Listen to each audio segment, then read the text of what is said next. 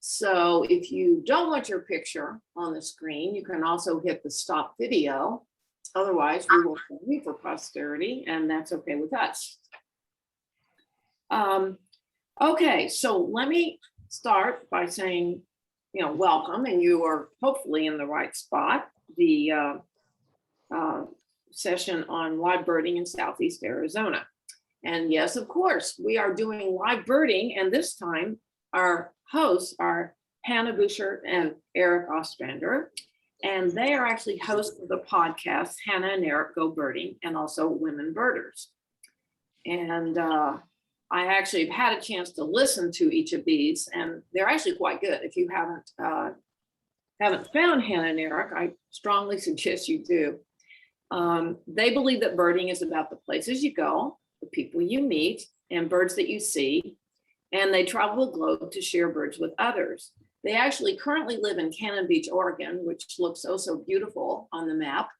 And but right now, they are here in Sweetwater. So Hannah and Erik, welcome. And I'll let you guys start and take us on a birding expedition. Well, thank you. And thank you so much for joining us for this. Like you said, we're Hannah and Erik. We're Hannah and Erik Go Birding. We like to go birding and we love to share birding with others. We're here at Sweetwater Wetlands, which isn't too far from the festival headquarters, and just an absolutely beautiful place to be. We actually really enjoy birding locations like this that, are a little bit more urban, so they're not too hard to get to, but also just have this incredible natural area to bird that's not too far away from people's houses. And so it gives you a close opportunity to go bird, in the afternoon, in the morning, before work, before school, after school. And so this place is really awesome. So we have it on a kingbird right now. This is a phone scope that you could take a look at, check out these kingbirds that have been flying around, feeding young. And sitting there with their mouth open because it's too hot apparently for them. Even though it's really not that warm out here at all yet. I think the car said 87 degrees or so when we were leaving, getting out to come to the park. And so we had it on there before we got started. But hi, I'm Hannah and Erik. And if any of you have any questions, just drop it in the chat. And Jan, if you wouldn't mind asking us those questions as we walk along, but we'll take you on a little tour through Sweetwater. Yeah, so let's go. So Sweetwater is, I don't know a ton of the history about it, but I know that it is part of the wastewater treatment system, which you can actually, if you were out here, you could smell it a little bit. The sweet smell of sewage a little bit, which is nice because it gives lots of suspended solids for like the ducks and the egrets and herons and everything to eat. So it's one of our more favorite types of places to go. Oh, the kingbird's smashing a bug on that. Oh yeah, smashing a bug on that branch up there and feeding the baby. How cool! Let's see if I can get it in the scope here. The first time we came to Tucson was this last December, so we didn't get to see all the babies and all the fun behaviors that they have as they're breeding and, getting the new generation going. So it's been a real treat to see that, especially that broad-billed hummingbird nest at the fairgrounds at the hotel. If you guys haven't seen that, that is just super cool.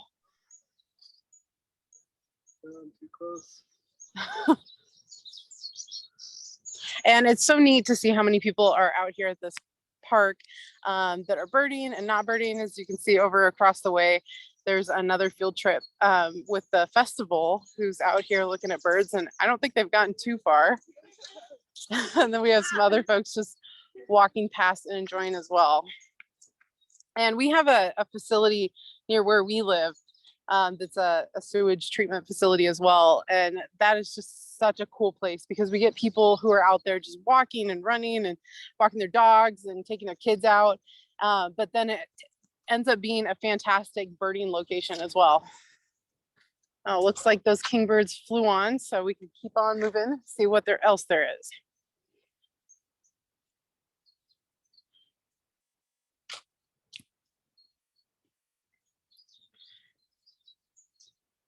So Jan, is this one of the places that you get out to pretty often?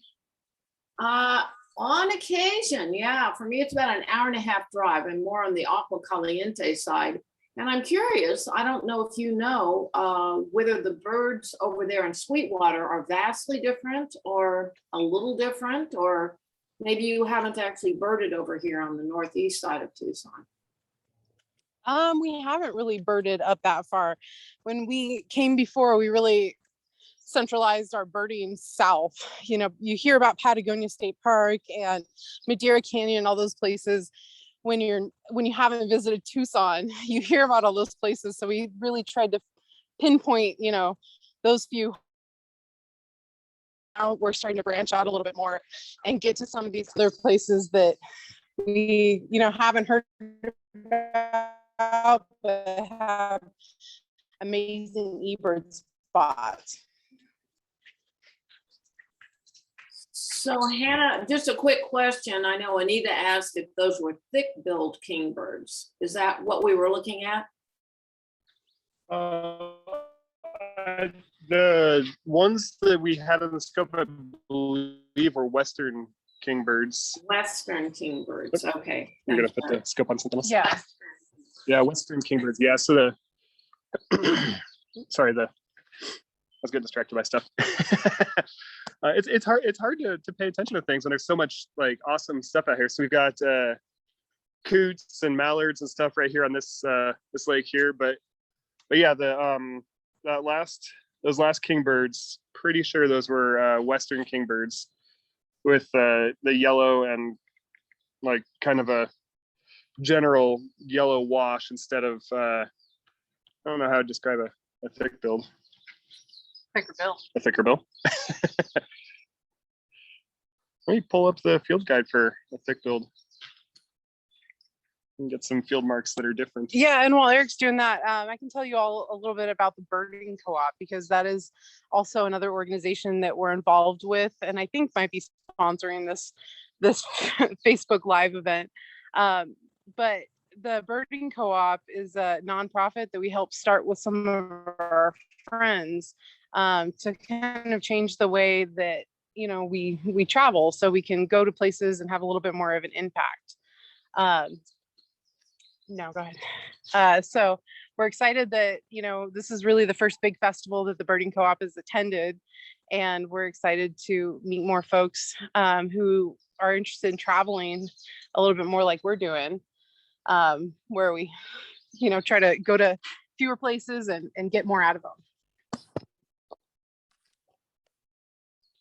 Let's see, I think I had, it's hard to see my screen when it's like that. Let me see if I can pin my own screen here so I can see it better. Here's, I got a coot, yeah. Oh, there's the coot, there it goes. There we go. Those darn birds moving. Yeah, so American coot and a mallard in there.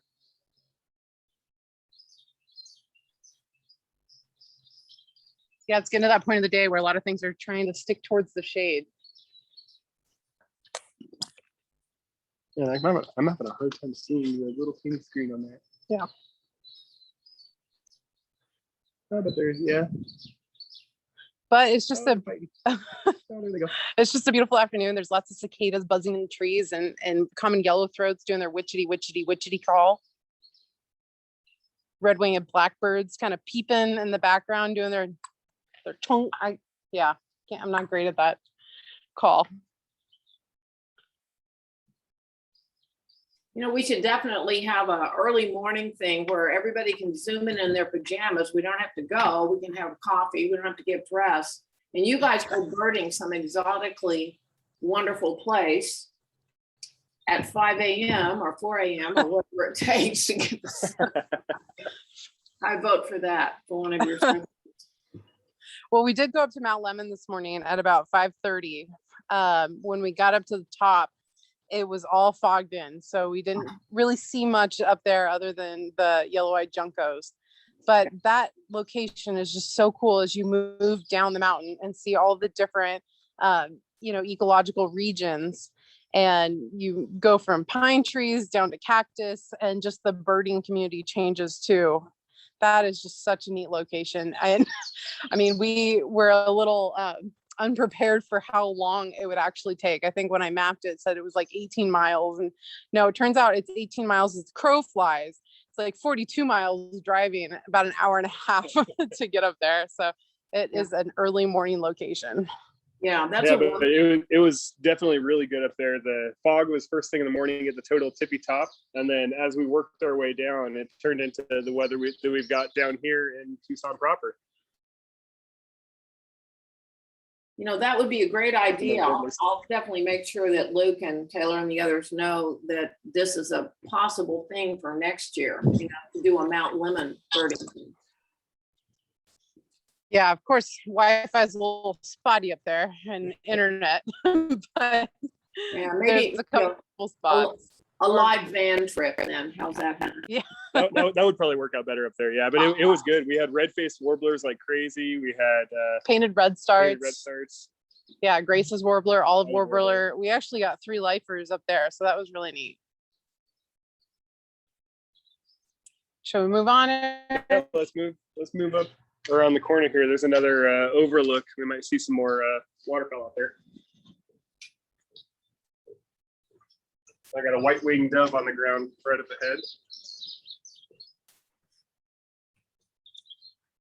Yeah, and if any of you have been to Tucson, if you don't live here, I would suggest checking it out in the winter and in the summer.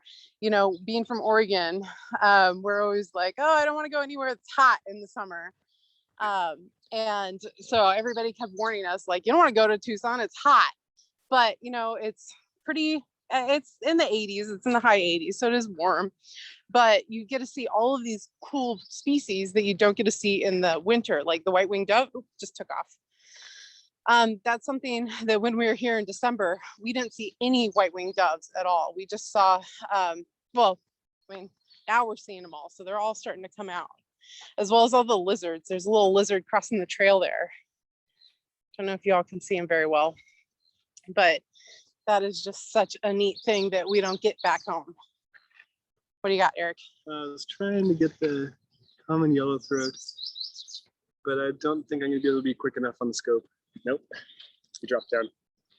Oh, and the white wings up in the tree, kind of hiding. Can you all hear the common yellow throats? Definitely hearing something.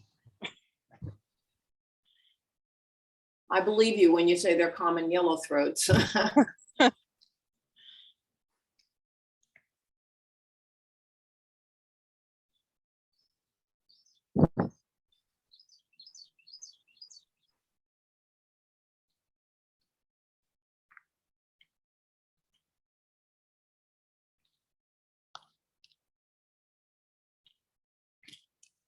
Yeah, so talking about this being a part of a sewage treatment program, you don't really get the sense that it is, because if you look at it, it's so lush. There's all of this vegetation around, but then you'll go around a corner and there's equipment that's, you know, pumping effluent in, or, you know, moving from one site to another. So it's so cool how they've been able to integrate, you know, something as necessary as sewage treatment into a recreational facility that you can enjoy, and you don't even know that, you know, it's for, except for you got yeah, drink the water. Don't go swimming. And there's so many cool places around the country. There's another one in Florida called, I believe it's also Sweetwater Preserve in Gainesville, and that is just such a neat place also. And it's a little bit more of an active sewage treatment facility with large open ponds, but it's one of the best places in the country to get snail kites. What was that, Hannah? To get snail what? Snail kites. Will I be a guinea pig? I gotta ask, what are snail kites? Oh, it's a species of hawk. Yeah, a bird of prey.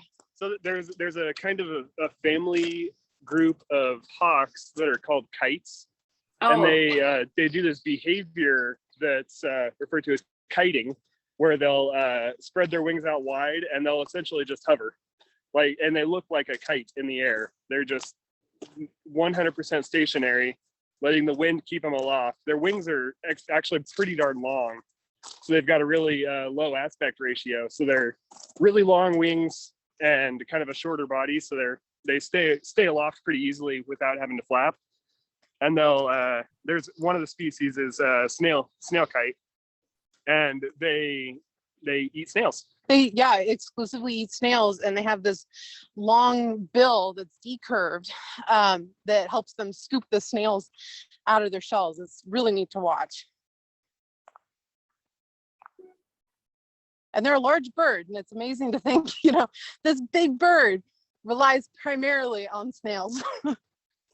that's crazy. Well, you were saying when you started that the whole Sweetwater environment, because it is a refuse, whatever, reclaimed water area, was attractive to the birds. And can you say a little bit more about that? I mean, are birds attracted to that kind of thing in general, or is it just the water? So yeah, birds are in general pretty attracted to like wastewater places. The main reason that this wastewater is like this is they're trying to treat for two different types of things in the wastewater.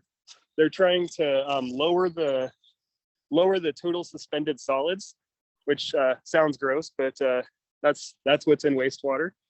And then the other thing is they're trying to change the chemical makeup of it slightly, so eliminating eliminating a lot of those toxins that would otherwise, harm ecosystems or harm people. And they're not necessarily all toxins. There'll be things that are really good for fertilizer and stuff. So if it gets into the river, you can cause algae blooms and stuff like that are bad. Just because you're essentially fertilizing the water. So the wastewater treatment wetlands kind of slow that water down and let that stuff get eaten up by birds and algae that are grown there on purpose, or cattails are really good at lowering phosphorus levels. And there's a bunch of different things that are grown specifically in wetlands, and then the birds just love them because they're so lush in the sewage wetlands. And Erik learned so much about this because he used to work as a wastewater operator. So that's why he knows so much about it. We stopped right here for a second because there were a couple song sparrows that were calling. Ooh, big dragonfly too. Oh, it doesn't like me. Couple song sparrows that are chattering away in the background, and a common yellowthroat that was moving through. Yeah, so even though we're getting into midday here at Sweetwater, we still got quite a bit of activity of birds. They're all quickly moving in and out of shadows and stuff. So they're a little harder to get on the scope, but this is definitely a very active place, even at what is it, 11:20 now in the morning. So I would recommend this place any time of day.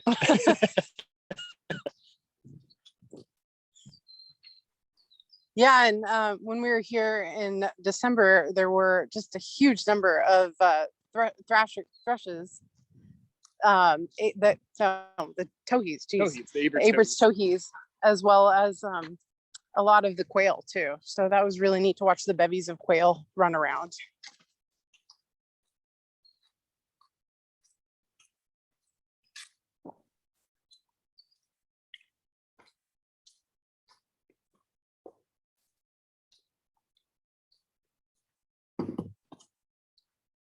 So I'm curious of our audience, are there mostly folks here from Tucson or from around the country or world? You guys should feel free to unmute yourselves if you want to respond. That'd be fine. I'm watching from Palmer, Alaska. Ooh. Oh, man. Fort Collins, Colorado. Northern Virginia. Oh, wow. Houston, Texas. Another Northern Virginia. Powell Butte, Oregon. Ooh, Oregon. Yay. Oregon. San Diego. Missoula, Montana.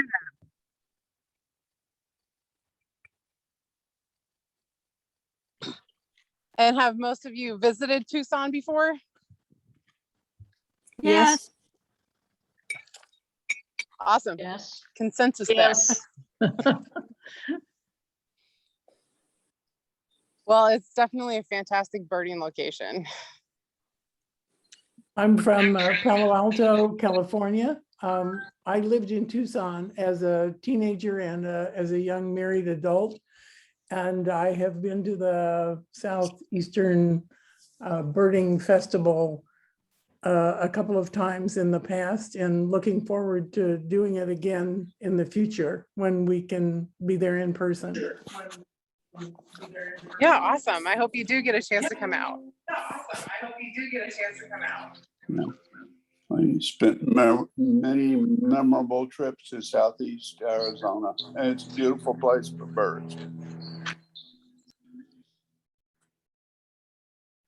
Yeah, so this is let's see, Ken's got it in the view. So this is map of Sweetwater. We parked right over here. When we first started, we came across this bridge right here and then walked to the overlook and over here. So we've walked for 20 minutes at a fairly fast pace here now, and we've barely covered any of the habitat here. There's a lot to see. And these ponds, especially these ones, and then not those ones. These ones all along here. These ones are pretty full of cattails here, but this is the first one that we looked at that had the coots and the mallards, and it's both times that we've been here have been nice and wide open and easy to get lots of different waterfowl on it. And I'm kind of curious after the rains. I want to see if these are full. Yeah, definitely. After the rains that you guys have been getting the last couple of weeks. Yeah, and this afternoon is actually pretty muggy. I think it did rain overnight. The parking lot was all wet. And when we were out at Mount Lemon, there was kind of a river going through some people's driveways. Definitely you picked a rainy month or two. Well, that's fine. We've had kind of a drought situation going on in Oregon. Yeah. Had some of the highest temperatures that it's ever had. So we're getting more and more used to the heat. And unfortunately fires, although I don't know that Cannon Beach is affected. We actually had the best air quality in the whole state last year during the fires. So we were very lucky where we were at. And if any of you haven't been to Cannon Beach before, you could just Google it real quick and you'd see Haystack Rock, which is a 235-foot monolith that is right off our shore. You can actually go walk up to the base of it and see some incredible birds there, like tufted puffins and black oyster catchers and harlequin ducks and pigeon guillemots, all these really, really cool seabird species, as well as tide pool species too. So if you ever want to go out and look at a sea star or a sea anemone or nudibranch, which are sea slugs, then that is a red. So these are stations, and it looks like they're pretty empty. No, they've got quite a bit of water. It's just got a lot of, it's just got a lot of vegetation has grown up. So there's I don't know how tall those plants are down there, but it's frothy water, so it's being poured in there. It sounds like this pump's running right next to us here. And you have a beautiful view of the mountains right there in the background. And I don't know if any of you are aware, but tonight is like the last night, I think, for tomorrow night is the last night for the viewing of the Perseid meteor shower, which is one of the best meteor showers all across the world. You can see it any place in the world, and it does peak at it's like 2 o'clock in the morning or something like that.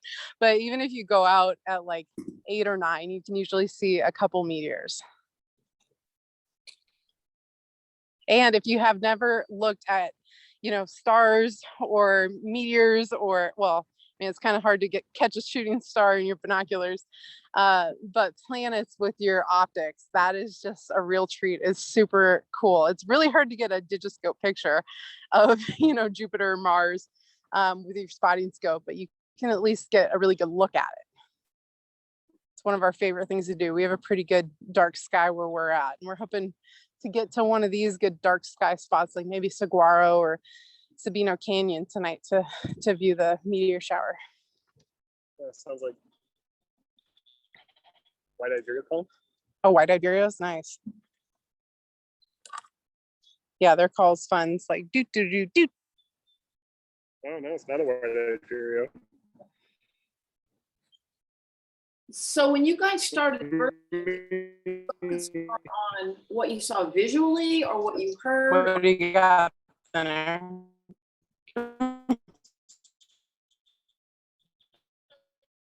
I don't know if you heard that. You're kind of breaking up on us the further you get from the parking lot, I'm afraid.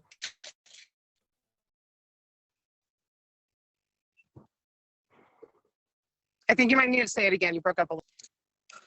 Same. Can you hear me now, Jan? Yeah, I can. I was just asking, when you guys started birding, did you focus more on the visual or the sounds of the birds? You seem to be hearing birds and knowing what they are, or a little of each maybe. I think we definitely focus more on sound or on sight than on sounds. So we started birding on the Oregon, in the Willamette Valley of Oregon. So we get a lot of cool things like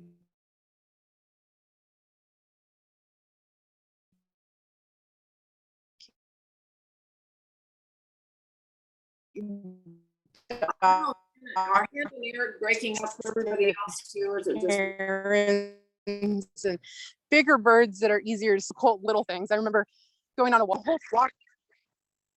Well, sorry, I thought I.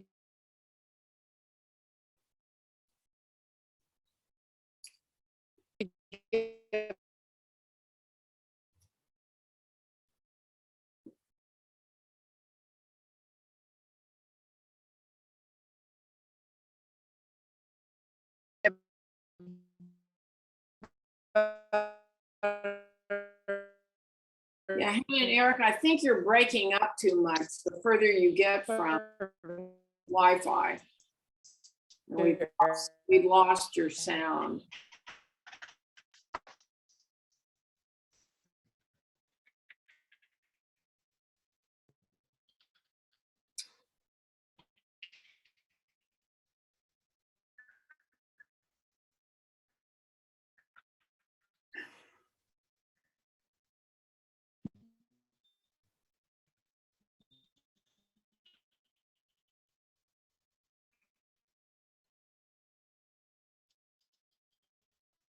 And the video. I've lost video as well. We'll definitely let Tucson Audubon know that going birding is great as long as there's significant Wi-Fi.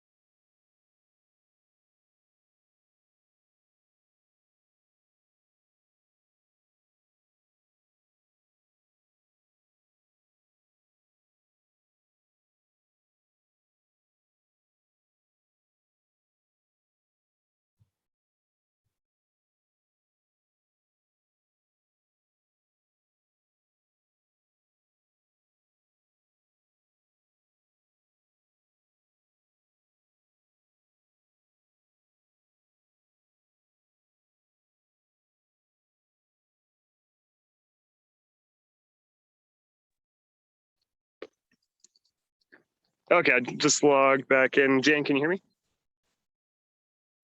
Yeah, Erik, we can hear you now, but I'm afraid we keep losing you guys. Yeah, I think Hannah's phone may have overheated and dropped off entirely.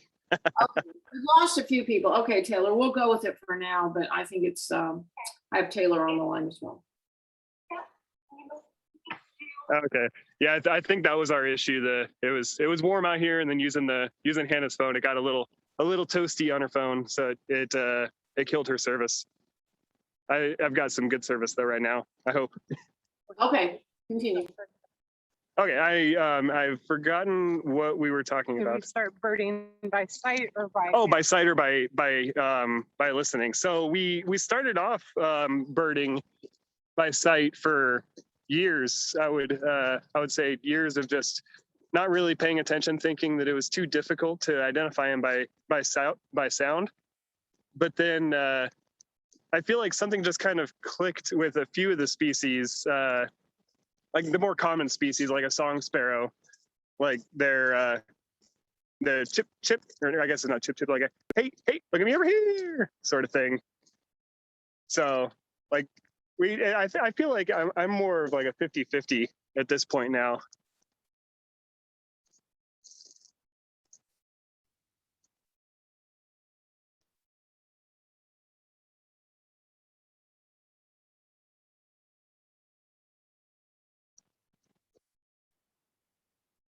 A lot of dragonflies flying around right now, which is awesome because they're keeping down that the insect population. Keeping the mosquitoes low.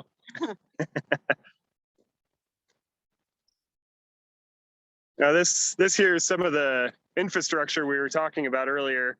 That's indicative of that you're not in an actual natural wetland.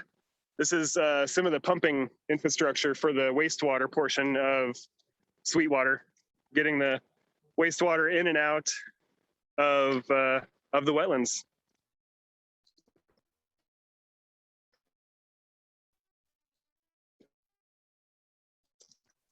It may not be the most interesting to other people, but I think wastewater treatment's interesting. Well, it's something that brings the birds to the yard.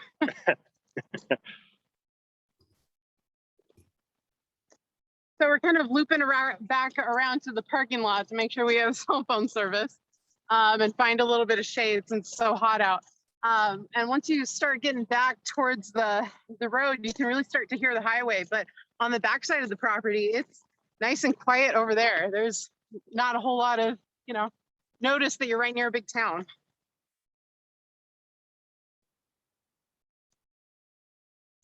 I've asked people to unmute if they have questions, since we're having a little trouble seeing anything other than obviously the view, the path, and the background. The birds are pretty hard to see, and want to keep you near the parking lot so we don't lose you.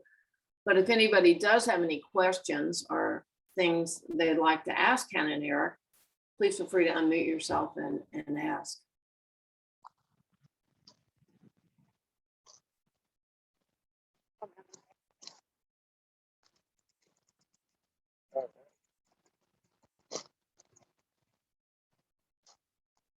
You guys are brave to do an 11 a.m.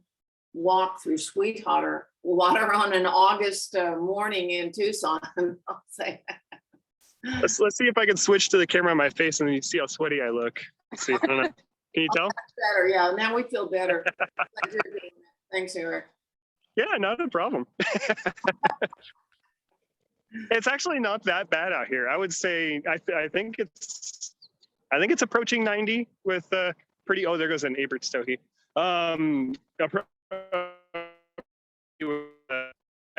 Just the rainfall from. Really bad, and it's a little bit breezy. So don't be afraid to come out to Sweetwater even in the middle of the afternoon.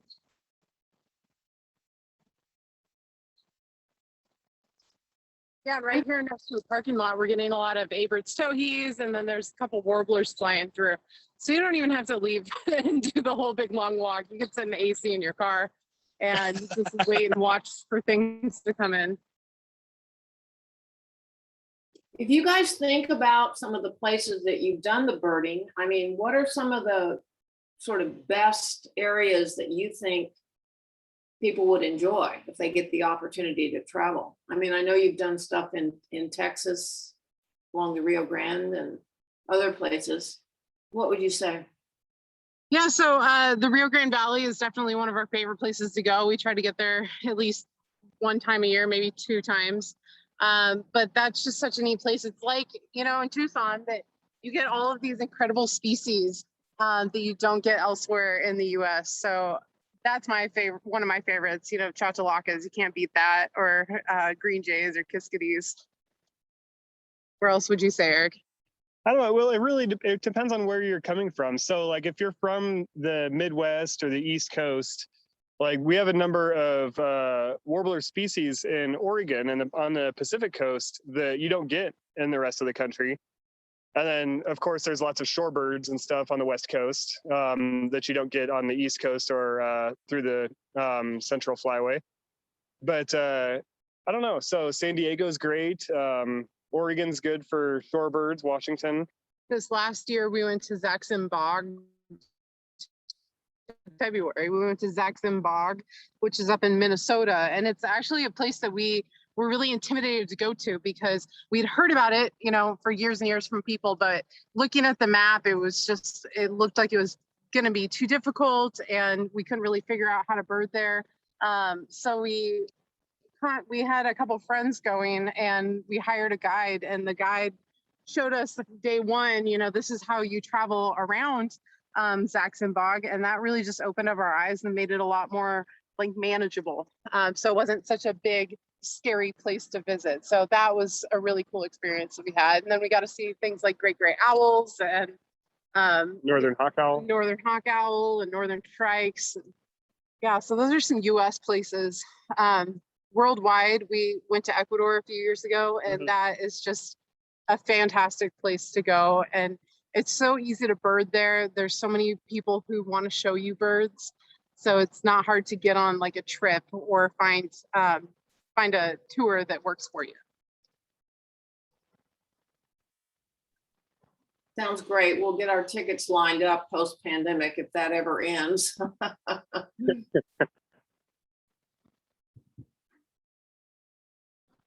Has that slowed you down some, guys, or are you just taking caution and going out and still recording new podcast sessions? So it has significantly slowed down our travel. Basically the last year, most of our episodes have been where we try to get a couple episodes out when we go travel somewhere, just because we know it's going to be a while before we're going to get a chance to go somewhere else. So like for the upcoming episodes, we're going to have a couple episodes about being down here in Tucson, just because we know it's going to be a few months before we're up to be able to travel again. But also because there's so much to say about it. Oh yeah, that too. We really hate shoving one location into like one episode and feeling like we're missing stuff that could be beneficial to people, because we do really want to uncover some of these like mysteries about birding, like Zaxxon Bog. That's why it was so important to us to go, not just because we wanted to see the species, but because we wanted to help share with others how to go there and how to bird on your own so you can be successful. If we had gone without a guide, we would have been unsuccessful, wasted a bunch of money, and just been cold the whole time in the negative 40 degrees of Zaxxon. So yeah, we definitely are going to do a couple episodes about our trip here, but not just to stretch it out, but also to, you know, get all of those fun things that we experience out there so we don't glaze over any parts. Sounds great. You know, Nancy asked a great question, which maybe we could ask if you know as well. She asked, was birding part of the original plan when the wastewater area was developed, or just an unexpected benefit? Does anyone know, or do you guys know, Hannah and Eric? I could defer that to somebody that might know better, but in general, we've been to a couple other places, like Hannah was mentioning, Sweetwater Preserve in Gainesville, Florida, Gainesville, Florida, and then in Beaumont, Texas, there's another wastewater treatment plant, and both of those weren't designed specifically for birds, but they were definitely designed for nature observation and just people to go out there and walk the trails at the bare minimum. So they have raised levees that are open. Most of them are open year round, pending any kind of work they're doing. And it's the same here. These open raised levees are open pending whenever they need to come in here and do any kind of scraping or particular work for the wastewater process. And it looks like this facility was constructed in 1996. And I don't really know if people were considering back in, you know, the 90s about the potential that these locations had. And like Eric was saying, some of the habitat and everything is to help scrub the water, and then and it attracts people to come to these places. And I think it's so cool how it gives value to something that you would normally, not really consider too much about, like, oh, wastewater treatment plant. Ugh. But now it's like, oh, that's a place that we look at on eBird when we see wastewater treatment. It's like, oh, we're gonna go birding there. Yeah.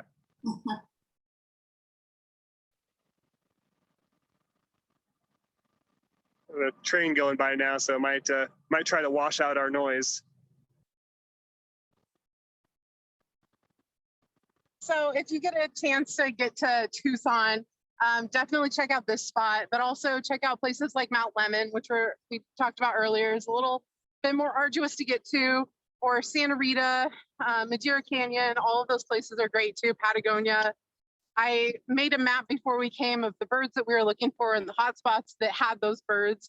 And, there's a number of really cool ones, but there's also great restaurants. We have a couple favorite restaurants that, we're just anxious to get to and want to get to a couple times.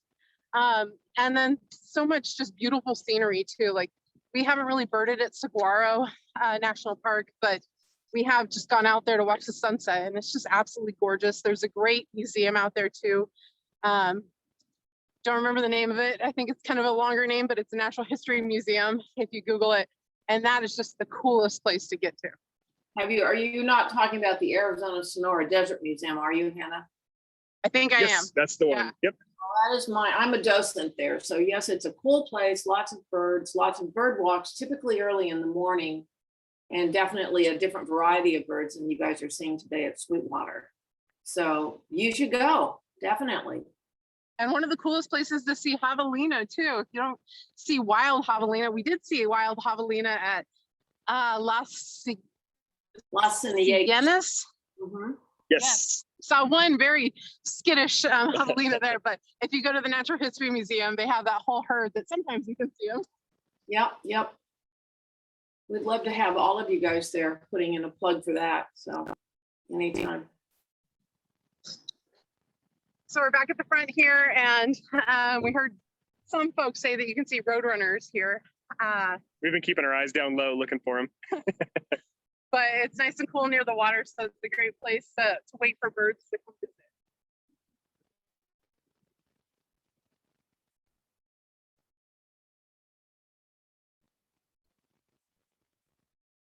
Oh yeah, but all the little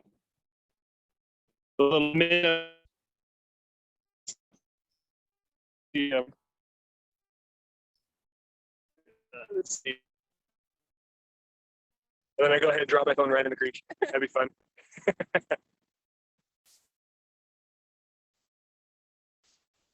So we mentioned a number of places. Jan, where else would you suggest that we didn't mention?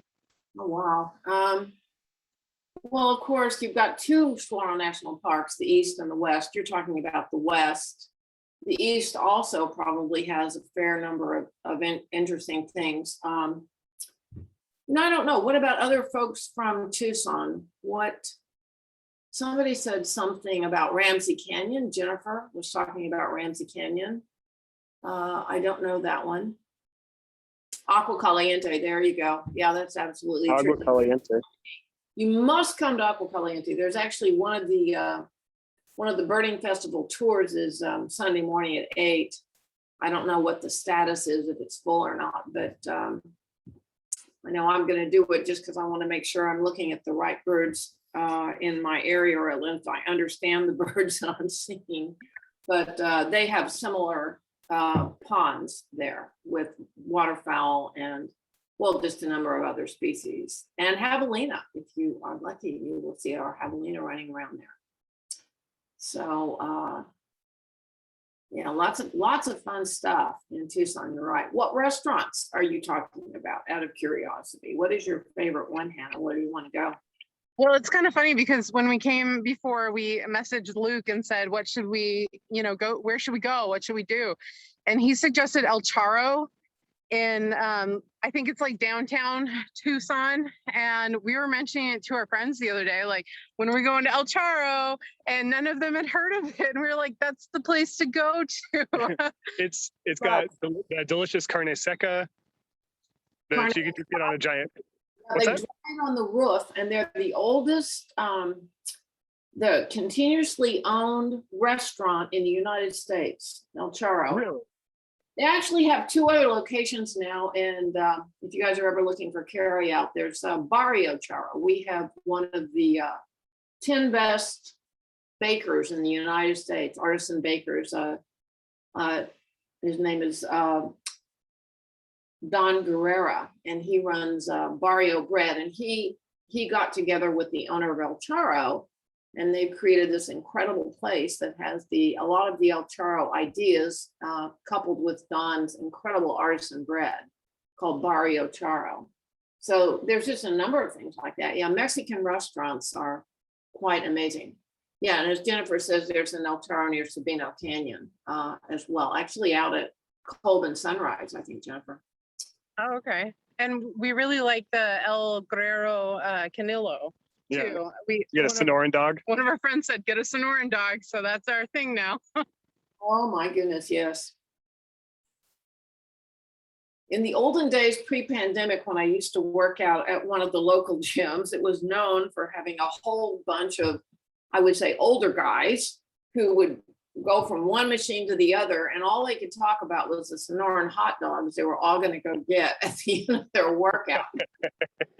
Well, you got to get a reward after working out, right? I think it's probably a lost cause at that point, but whatever. Hey, if you could at least break even, then it's all right, and then everything works out. Possibility, anyway. Yeah, definitely. So, yeah, if you get a chance, definitely go to El Charro. That's great. And the one downtown that you're talking about is the original, so it's quite authentic. Yeah, and it was really good when we went back in December, and I'm really looking forward to getting there in the next couple of days.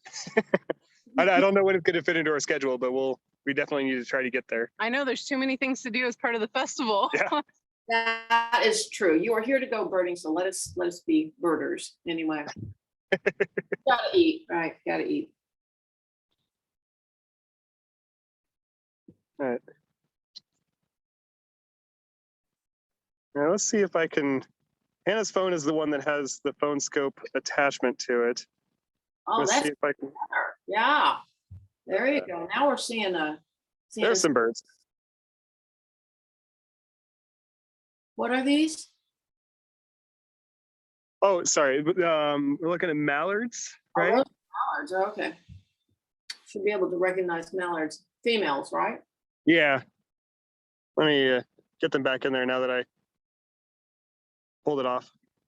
You know, that is one of the strange things. You can think you understand what a bird looks like, and then you see a juvenile, or you see a bird that's actually a cross between 2 different birds, and they're not quite the same. Yeah, it is really interesting because so like these guys, you can get the males looking like the females, you can get the females looking like females, and then you can get ones that are mixed with Mexican duck, or mixed with, if you go further east, you can get them mixed with mottled ducks. And they end up looking so similar. You've got just the brown speckles, you've got the little the merit badge, or the I can't remember what people call it now, on the shoulder, little rectangle they've got, and then the bill, like all of it ends up looking so similar. It's pretty interesting. And then different seasons, so you have like eclipse plumage for some of the male some of the male mallards, so they end up looking like females at different times of the year. Let's see if I can get this guy in here if he doesn't fly. What you got? Kingbird. I really need to get myself a Phone scope. phone scope attachment. Get No, that I one think back on it. I know he's still there. He's just impossible to see. See, he's on the kind of down left from the center. Got a Western kingbird again. What color are they? Are they yellow? I mean, almost a greeny yellow thing there. Yeah, so it's just behind the grass there. Let me see if I can move the scope a little bit and get a little bit better view. So it's a bright yellow chest, and the head is gray. I've lost him on the scope. Oh, he flew. Shoot. So Well- Eric, when you guys are birding, do you take still photographs at the same time? I mean, I'm curious whether if we were photographing some of these guys and then got them on the website later, if that would have worked at all. Or is it too much I going- do carry this with me usually. Yeah. I carry my camera along with me, and then Hannah, she usually has when her phone's not overheating, she has a attachment. Hannah, can I see your phone? Yeah. She's got this attachment. It's called a phone scope case, where it has this round thing at the top that As an adapter. that's for the- centered over the camera.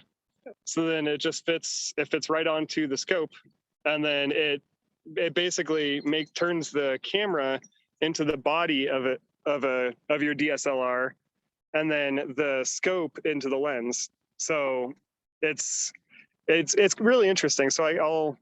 And we really like doing this too, having the phone scope just sit on the scope body, because we do a lot of education in our area, bird education. And so a lot of times when we're at Haystack Rock and there's tufted puffins up there that we want to show people, we'll put the phone scope on the scope. So then people don't have to put their eye on the scope, which I don't have any problem with anybody putting their eye on my spotting scope and taking a look. But it can be really difficult for a lot of people to get, the visual, especially kids. And so this is a great way that they can look at my spotting scope and, just see the video of the bird right there. And then I can point it out. So we don't have to go through all the confusion about like, oh, it's, on this part of the rock or, this part of the screen or something like that. I can just point and say, this is where the kingbird is right there. So it's a super cool piece of technology that I'm just really excited about. And a lot of times I get better photos than Eric does. Yeah, that's true. Yeah, and it's really interesting to call it a piece of technology, because it's literally just this round piece that clips onto the phone case, and then a ring that slides right, an adapter ring that slides right onto the eyepiece of the scope. And so Phone Scope sells them. I think there's a couple other companies that might sell them as well. That they're specific. So you get the case that fits your phone, and then you order different rings that fit different scope eyepieces. So it's kind of a modular system that you can change around. So you can have one that fits on your scope, and then if you have more than one scope, you just get a couple of the different rings to fit each of the scopes you have, or if your friends have scopes or whatever. Kind of interesting, and then it makes it so you can take really nice photos and videos really easily. And I think Koa was doing this morning, possibly. Doing a digiscoping workshop, which is exactly what this setup is a digiscoping setup. Huh. And Nancy is asking, what do you use to attach the phone to the scope? So it's just this adapter. I don't know if you can see it. Okay. So this is just my regular phone. This is the phone case that I use all the time, which came from Phone Scope. And so it has these other pieces to it that fit together. And so the first thing you do is attach the adapter case. And then this is the part that's specific to the scope that fits on the scope. And so then you just clip that in, and I just keep this bit in, our bag all the time. And then you put it on the phone or on the scope. And it's just really simple. Okay, great. Yeah, really cool. Fantastic. Yeah, and unfortunately, the birds aren't holding still enough for us today to be able to get them in the phone scope. We can get them in, but not quick enough to talk about. Yeah. Well, you guys have really done great. It is a harder thing to do than I think it appeared to be, but you've done a wonderful job for us. Thank you so much. We're we're almost out of time. We've got just a few minutes. I think we've hit the questions pretty much across the board.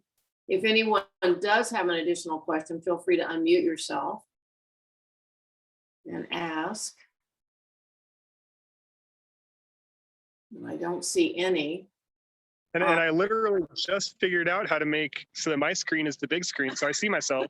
So that would have made it a lot easier a few Took us minutes a ago. whole hour. The learning experience, we're all figuring this out now. So I kept tapping on it, it wouldn't go, but now it did. So now I can actually see what I'm looking at big instead of looking at it as a little tiny thing. And we just want to But- say, if nobody else has any questions, we're so thankful that the Tucson Audubon Society and the Southeast Arizona Birding Festival invited us to come out and be a part of it. And it's just so great to be here and check out all these really cool birds. Like I said, we got 3 lifers today. We're hoping for a few more while we're down here. We're down here until Monday. So, fingers crossed we'll see some other things, but we're excited to share birding with other people. and I have to say, from a viewing perspective, it's perfect now. So anyway, we'll go again, but we will post this, or Luke will post this, I guess, next week. We'll see, and we can all look back. We'll all at least have great recommendations on restaurants and bread and places to go. So there's that. Your walk around Sweetwater Wetlands in the afternoon. Yeah, right. At least I know it's possible to see birds after, after 8 o'clock in the morning. So for those of Yeah, you. I was a little bit surprised that we saw as many, but like I said, it's actually pretty busy out here. I need to repopulate my eBird checklist that I've been making throughout this, but I think we're probably almost to 20 species out here, and it's mostly by ear, because they're kind of calling from deep in the bushes for us, but you can get some birds at Sweetwater in the afternoon in August. Well, and thank you guys again so much. We'll check out your podcast for sure. And just really appreciate you making the time and you guys doing the walking out there in the heat for us. That was nice. It was our pleasure. Okay. Well, thanks, guys. We'll see you all at the next session then. Take care. Happy birding. Thank you.